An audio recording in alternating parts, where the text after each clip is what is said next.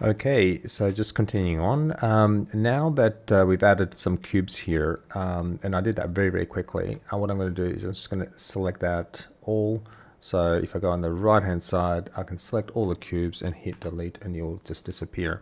Now, one thing that I think that is very, very useful is to know that you can do incremental saves.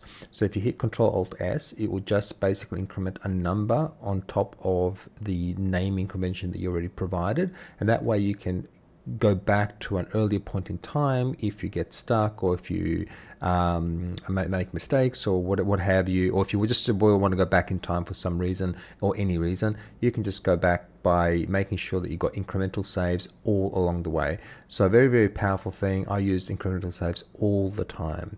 So now that we've introduced the viewport, we introduced the navigation capabilities, so rotating around, panning left and right, zooming in and out. Now let's just add some primitives. So the primitives are located here on the right hand side. So go ahead and click the cube. You can do any primitive that you want. So if we want to add a plane, there's a plane, and let's say, for example, we want to increase the size of the plane. We can do that using the coordinates, so the attributes. Make sure the plane is selected, go down to coordinates, and now you can increase the size, or so the size of the plane by moving the S. S stands for scale, so you can scale it out and push it out. Now, being a plane, it's not going to scale on the y-axis, so this is completely redundant. So you can just leave that as 0. Don't like it, just go back to tools and reset transform, and you're going to come back to what it was before. Another way to scale is by dragging these yellow dots. So if you highlight the yellow dot, just move it out. That's another way of doing a scale or a scaling.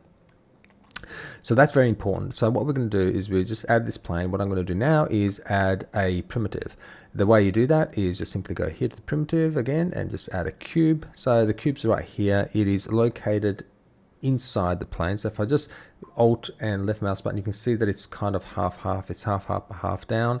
So what we want to do is basically lift it up and place it on the plane itself.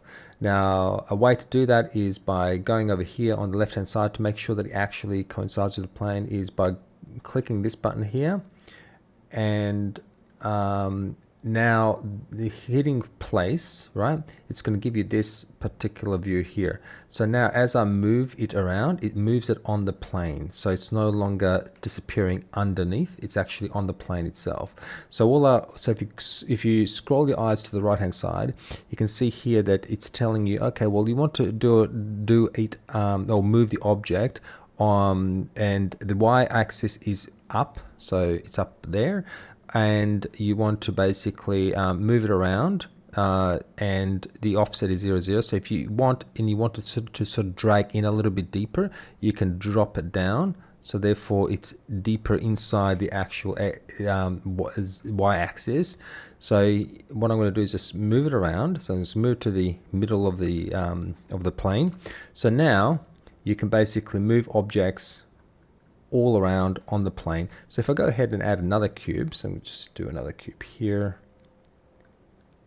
Okay, I'm going to make it smaller, and now what I want to do is I want to drag this cube on top of the surface of my other cube. Very easy. Just go over here to the place tool.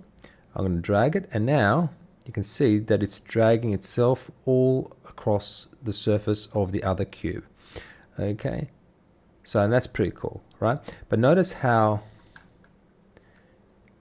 it's offsetted a little bit. So what I need to do is remove the offset. So I'm going to go 0. So now as I move it around, there is no offset. So if you want to offset it, or like if you're placing plants on a field or anything like that, you don't want it to be perfectly aligned with the actual field itself, because the plant has roots. You can basically offset it a little bit, and what's going to happen from then on, it's going to basically move it around with a little bit of offset there. So for now, let's go 0. Okay, so I'm just going to offset this, and I'm going to place it here. You can add more objects. I'll grab a sphere, for example, and I'll increase the size of the sphere, and I'll move it a little bit. So I'm clicking the move buttons or the operations here on the left hand side, and again, same thing. I don't like it to be dug into the actual object, so what I'm going to do is I'm going to hit the sphere, and I'm going to go and hit the place button here on the left hand side. Now it's moving on top of all my objects. You can see here, I'm going to place it right here on top of the big cube, and I'm going to reduce the size. So if I go and hit sphere and go to the object, I can reduce the radius of the object. Now it's basically reduced it in respect of the object itself. So what I want to do is push it down and just grab it and place it anywhere I wish. So now I've got perfect placement, and the sphere is on the cube as well. Fantastic. Now, next thing to introduce is, as we're adding these primitives, we are also adding this tree structure here on the right hand side. As you can see, all of it is green buttons. Now, if I go ahead and click that, right, it removes the object from the screen, so I don't see it anymore. And as you can see here, you can do that as you see fit. So if you're working on an object and you want to isolate it, you can simply just left mouse button and just drag down, and you'll just remove everything, or left mouse button drag up, you'll highlight everything back again. So you can do it in that way. So instead of clicking one by one, you can just drag the left mouse button up and down, and you'll basically do the same thing. You do have these LED lights as well. So if you do that, what it's going to do, it's going to remove it from the viewport, but it's still going to render it, right? So this is the rendering, right? So if you do both reds, that means it's not going to be invisible in the viewport, and it's not going to be visible in the render.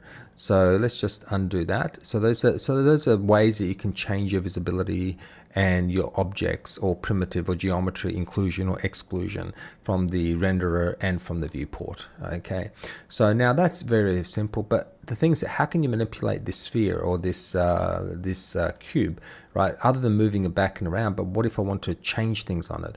Now, if you look at the actual cube itself, let's have a look at that a little bit closer. You're going to see here that it only has one segment. So therefore, what if I increase the segments? What that means is you should see the edges, two more edges being applied on the X and Y axis.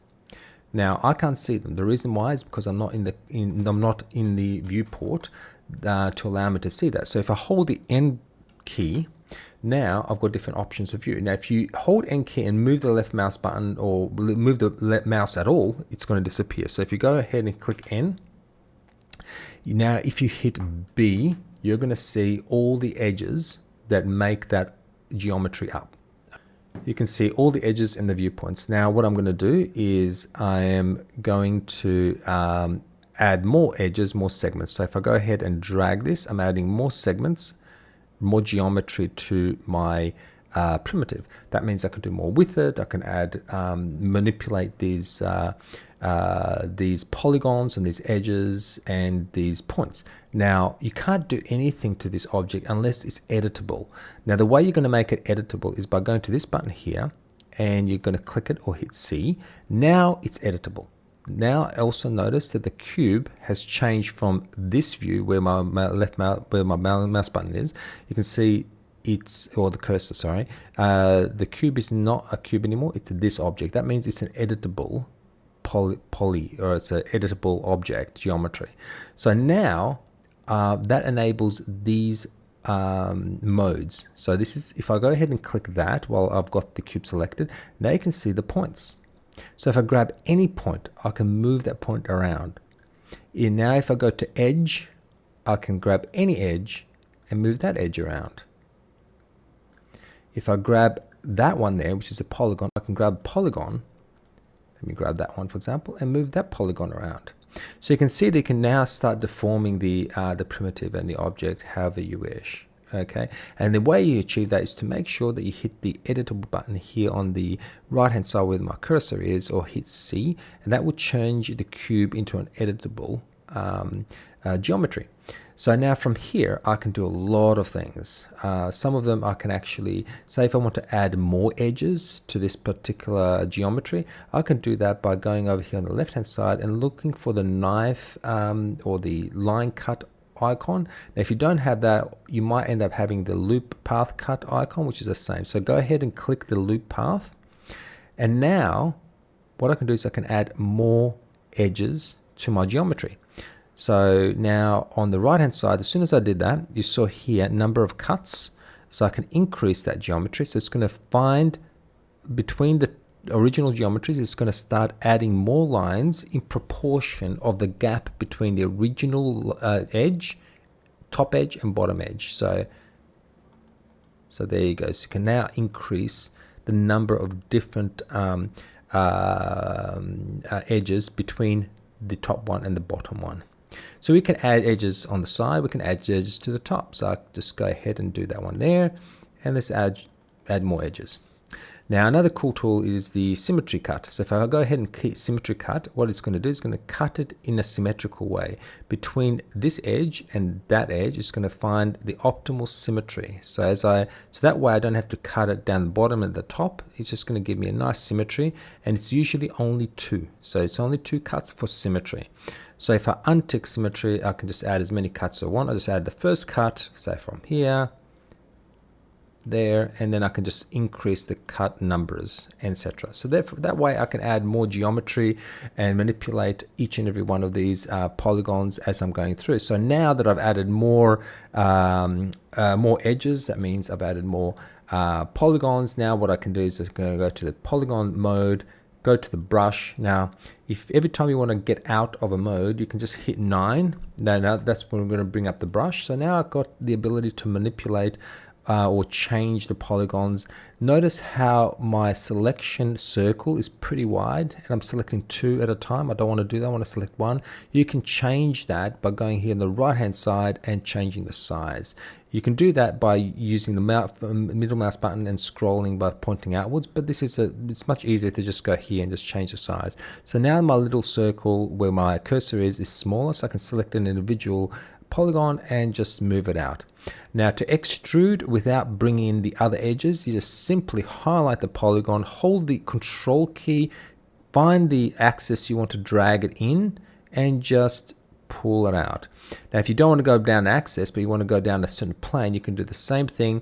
Just highlight the plane in between. So basically the red and the blue, if I highlight the green bit in here and hold the control, I can now drag it in these axes, so it doesn't have to be controlled by the